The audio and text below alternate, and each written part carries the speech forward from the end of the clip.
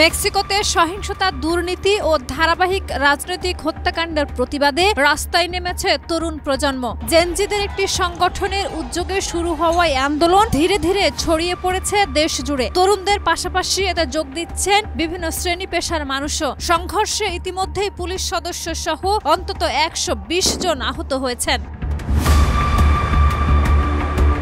রাজপথ জুড়ে চলছে সরকার বিরোধী বিক্ষোভ। প্রেসিডেন্ট ক্লডিয়া শিবনমের প্রশাসনের বিরুদ্ধে এই বিক্ষোভের সবচেয়ে বড় ভূমিকা রাখছে নতুন প্রজন্মের সক্রিয় অংশগ্রহণ। আন্দোলনকে প্রকাশ্যে সমর্থন জানিয়েছেন সাবেক প্রেসিডেন্ট ভিসেন্তে ফক্স সহ বেশ কয়েকজন প্রভাবশালী ব্যক্তি।